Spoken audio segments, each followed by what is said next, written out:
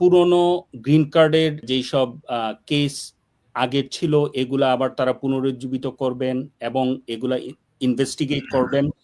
এখন যদি এই প্রসেসটা চালু হয়, হ্যাঁ, তাহলে কারা এই ঝুঁকির মধ্যে পড়তে পারেন, এর আওতা কি, স্কোপ কি, এই বিষয়ে যদি আমাদেরকে একটু আপনি বলতেন। ধন্যবাদ। খুবই গুরুত্বপূর্ণ প্রশ্ন। এটা বর্তমানে শুরু হয়েছে, অলরেডি হচ্ছে, বর্তমানে হচ্ছে, হবে না, অলরেডি এক্সিস্টিং, চলমান। চলমান। তারা যেই সমস্ত ব্যক্তি মিথ্যা তথ্য দিয়ে, মিথ্যা কাগজপত্র সরকারকে দিয়ে গ্রিন কার্ড পেয়েছেন, যে কোনোভাবে হোক না কেন মিথ্যা রাজনৈতিক পরিচয় দিয়েছেন, তাদেরগুলো তদন্ত হচ্ছে এবং তাদের তদন্তর পরে গ্রিন কার্ড বাতিলের প্রক্রিয়া শুরু হয়েছে অলরেডি।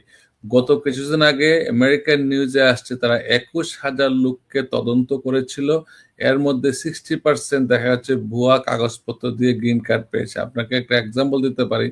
মনে করেন যদি বাংলাদেশের ক্ষেত্রে ধরা হয়, দেখা যায় আপনি একটা রাজনৈতিক দলের আদর্শে বিশ্বাস করেন বা কাজ করেন, কিন্তু আমেরিকায় আসার পরে যেহেতু আপনি ওই রাজনৈতিক দলটা ক্ষমতায় আছে বা ছিল, আপনি তখন কোনো কারণে অন্য এক রাজনৈতিক দলের পরিচয় দিয়ে গ্রিন কার্ড পেলেন, কিন্তু আপনার সোশ্যাল মিডিয়া বলেন, আপনার সব জায়গায় দেখা যাচ্ছে আপনি যে রুলিং পার্টিতে ছিলেন বা আছেন।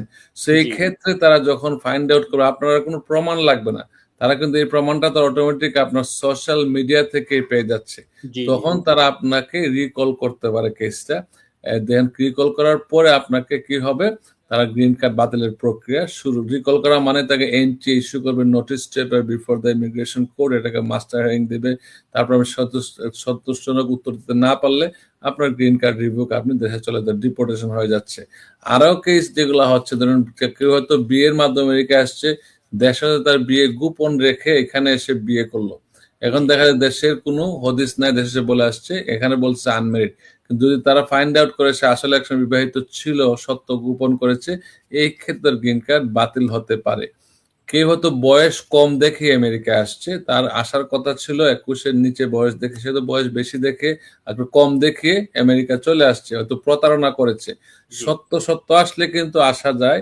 সিএসপি তে অনেকে আমরা 30 বছরের ছেলেমেয়েরা, মহিলারা বা পুরুষরা আমেরিকা আসছে মা বাবার সাথে, যদি সিএসপি একটা কাভার হয়। অনেকে সিএসপি একটা কাভার না হলে তারা বয়স লুকায় আসে, তাদের যদি প্রমাণ হয়, তাদেরকে কিন্তু গ্রিন কার্ড বাতিলের প্রক্রিয়া শুরু হতে পারে। এছাড়া আরো অনেক বিষয় আছে যেগুলা একসাথে ব্যাখ্যা করা যাবে না, ক্ষেত্র বিশেষে আমরা বলতে পারবো।